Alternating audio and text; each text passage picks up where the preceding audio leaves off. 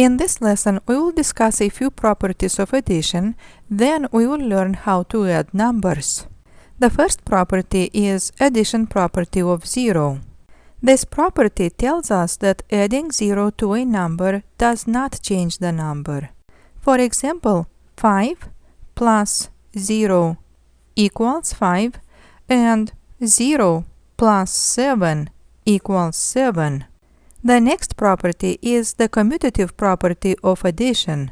This property tells us that changing the order when adding two numbers does not affect the sum. For example, 4 plus 7 is the same as 7 plus 4. So two numbers can be added in any order and the sum will be the same. 4 plus 7 is 11 and 7 plus 4 is also 11. And now the last property we have here is the associative property of addition. This property tells us that changing the grouping when adding three numbers does not affect the sum. For example, let's say we have two numbers grouped together inside parentheses, 5 plus 2, and to this sum we will add number 8. Now we will change the grouping and we will have 2 and 8 inside parentheses. As you see, on both sides we have exactly the same numbers 5, 2 and 8.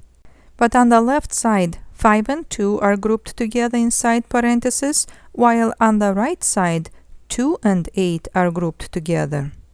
This property tells us that changing the grouping does not affect the sum. Now, we know that parentheses represent grouping symbols, and the operations inside the parentheses must be performed first.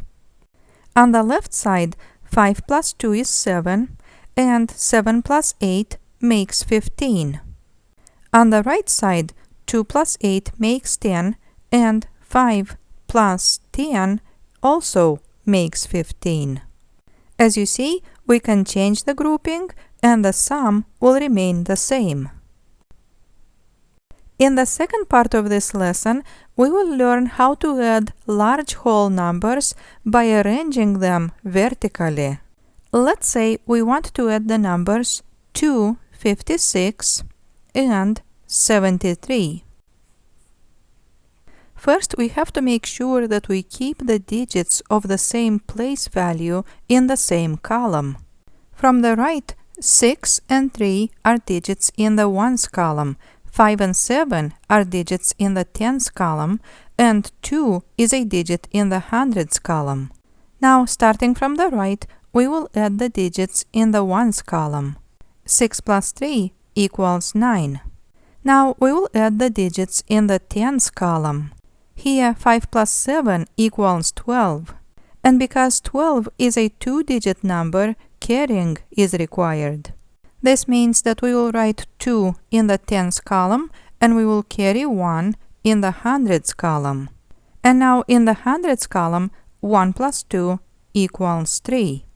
So the sum of 256 and 73 is 329. In the next example, we will add the numbers 491 and 729. Starting from the right with the ones column, 1 plus 9 equals 10. We will write a 0 and we will carry 1. Now 1 plus 9 plus 2 equals 12, and we will write 2 and we will carry 1. And now in the hundreds place, 1 plus 4 plus 7 equals 12, and we will write 12 below. So the sum of 491 and 729 is 1220. Now let's add the numbers 25 and 830. Now, when adding two numbers vertically, it may be more convenient to write the larger number on the top and the smaller number below. But it really doesn't matter. We can also have the smaller number above and the larger number below. Starting from the right, 5 plus 0 is 5, 2 plus 3 is 5, and we bring down 8. Then the sum of 25 and 830 equals 855. We can also use vertical addition to add more than just two numbers. Let's add the following three numbers: 4,775, 228, and 152. From the right, 5 plus 8 plus 2 equals 15. We will write 5 and we will carry 1.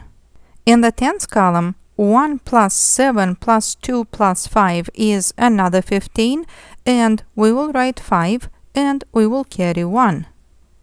Then in the hundreds column, 1 plus 7 plus 2 plus 1 makes 11, so we will write 1 and we will carry 1. And in the thousands place, 1 plus 4 makes 5. Now we can say that the sum of these three numbers is 5,155. I hope you enjoyed this video and thank you for watching.